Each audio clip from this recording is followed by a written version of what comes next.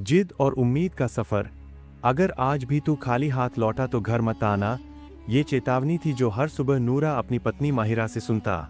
यही कहानी नूरा और उसके संघर्ष की है। कैसे उसने किस्मत के आगे हार नहीं मानी और माहिरा ने उसके साथ क्या किया। माहिरा वह औरत थी जो तंगहाली और मुफलिसी से थक चुकी थी। नूरा एक सीधा सादा मछुआरा था।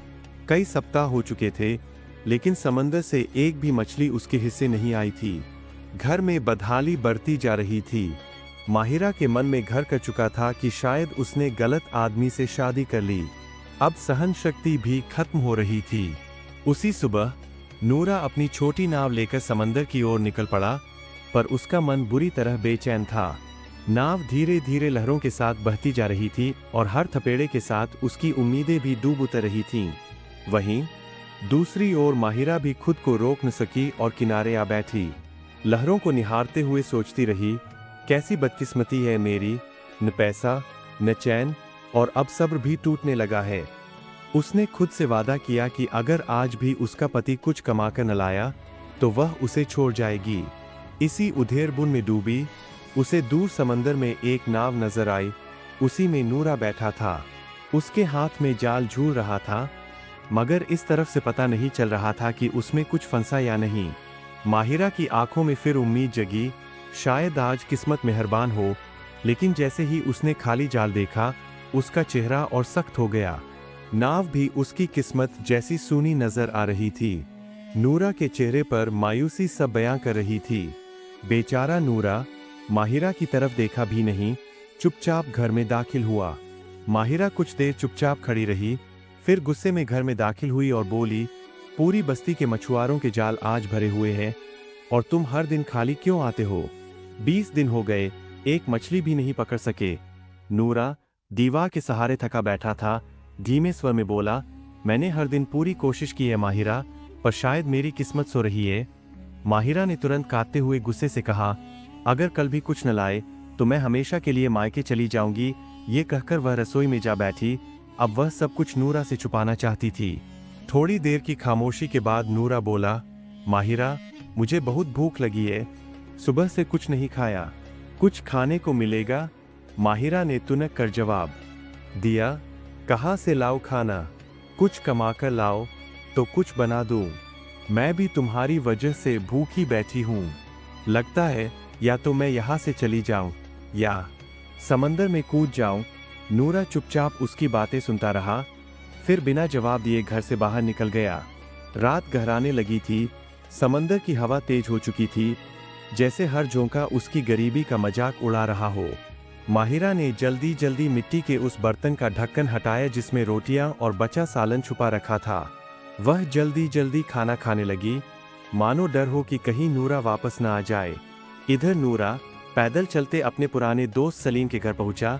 हल्के स्वर में बोला, भाई घर में आज कुछ भी नहीं है खाने को, अगर थोड़ा सा खाना हो तो अल्लाह का वास्ता।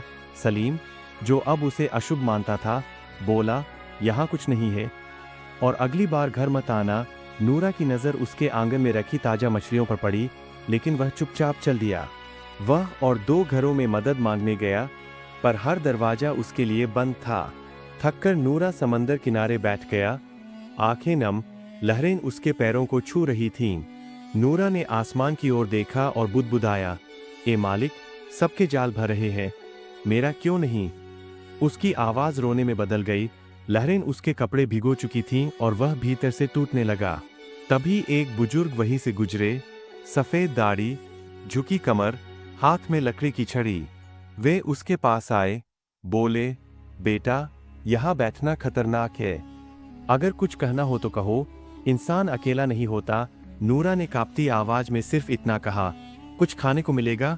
बूढ़े ने मुस्कुरा कर कहा, अगर बस इतनी सी बात है तो रुको, मैं अभी लाता हूँ। कुछ देर बाद वह एक थाली में गरम दाल, सब्जी, 3 रोटियां लेकर लौट आए। खाना देख नूरा की आंखें नम हो गईं। उसने कृतज्ञता से थाली ली और तेजी से घर लौट आया। घर पहुंचकर नूरा ने खुश होकर कहा, देखो खाने का इंतजाम हो गया। माहिरा, जो खुद खाना खा चुकी थी, ने बिना बोले थाली में से 2 रोटी और ज्यादातर सालन अपने लिए रख लिया। नूरा के हिस्से में बस 1 रोटी, थोड़ी सी दाल और थोड़ा सब्जी बची। मगर नूरा को उसी में सुकून मिला। भूख तो थी, पर इत्मीनान ज्यादा था। खाना खत्म होते ही वह थका हुआ बिस्तर पर लेट गया। उसने सोच लिया था अगली सुबह फिर से किस्मत आजमाने जाएगा। सवेरे वह अपनी जर्जर नाव लेकर समंदर के दूर गहरे हिस्से में गया, जहां लहरें ऊंची थीं। आज उसकी हिम्मत मजबूत थी। उसने जाल डाला और इंतजार करने लगा। सोच रहा था कि आज खाली लौटा तो माहिरा हमेशा के लिए चली जाएगी। घंटों तक जाल वैसे ही खाली रहा। तभी उसकी नज़र दूसरी नाव पर पड़ी, जिसमें उसका पुराना दोस्त सलीम मछलियों से भरी नाव लिए मुस्कुरा रहा था। ये देख नूरा टूट सा गया। अब उसे लगा खुदा ने भी उसका साथ छोड़ दिया। शाम होते होते नूरा मायूस होकर तट पर लौटा। घर के दरवाजे तक पहुंचकर उसका दिल जोर जोर से धड़कने लगा। डर था कि शायद माहिरा वाकई उसे छोड़ गई हो। मगर जब दरवाजा खोला तो माहिरा अब भी घर में थी, बीमार सी, चुपचाप, न उम्मीद न सवाल। नूरा ने धीमे से झूठ बोला, आज बड़ी मछली जाल में फंसी थी पर वह छूट गई, कल लूंगा।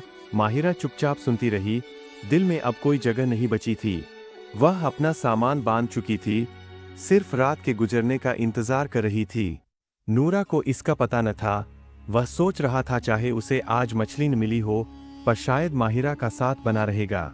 रात में वह उसी किनारे गया जहां कल बुजुर्ग मिले थे, पर आज वहां कोई न था। उसने मायूस होकर घर की राह ली। यह पहली बार था जब वह अपनी बीवी के लिए कुछ भी खाने को न ला सका था। माहिरा शादी का खाना खा सो गई थी। नूरा घर के कोने में बैठा बस उन खाली बर्तनों को देखता रहा। शायद कुछ बचा हो, तलाश करता रहा। आखिर एक ढके बर्तन में थोड़ा सा चावल मिला, जो माहिरा ने अपने लिए बचाया था। नूरा को गुस्सा न आया, सुकून इस बात से मिला कि कम से कम माहिरा भूखी नहीं सोई। उसने चुपचाप बचा चावल खा लिया। सोचता रहा, इस सब से शिकायत क्यों नहीं हो रही? शायद यही प्यार है। अगली सुबह नया सवेरा उसकी किस्मत बदलने वाला था। नूरा फिर से नाव लेकर समंदर के और भीतर सबसे खतरनाक हिस्से में गया। माहिरा अब घर छोड़ने के लिए तैयार थी। नूरा ने जाल फेंका, आखिरी उम्मीद के साथ। कुछ पल बाद जाल भारी हो गया। एक बड़ी मछली और उसके नन्हे बच्चे उसमें फंस गए थे। बच्चों की तड़प देख नूरा का दिल पसीज गया। एक एक कर सबको आजाद कर दिया। बड़ी मछली को भी उसने पानी में छोड़ दिया। आंसू बहते रहे, पर दिल हल्का हो गया। इंसानियत जीत गई। घर पहुंचा तो देखा माहिरा जा चुकी थी। एक पड़ोसी ने बताया, तेरी बीवी मायके जा रही है, वो अब तुझ संग नहीं रहना चाहती। नूरा को दर्द और हैरानी हुई, लेकिन कुछ और किया भी नहीं जा सकता था। उसी शाम नाव साफ करते वक्त उसे नाव के कोने में चमकता सोने का टुकड़ा मिला। शायद मछली के साथ आया था, जिस पर उसने पहले ध्यान नहीं दिया। अब जिंदगी की रोशनी जाग उठी थी। उस सोने को बेचकर नूरा ने बस्ती में पुराना सामान ठीक करने का काम शुरू किया। खोए हुनर को मेहनत से तराशा। धीरे धीरे उसकी पहचान गांव भर में होने लगी। जो कभी नाकाम मछुआरा कहलाता था, अब उसकी तारीफ सब करते थे।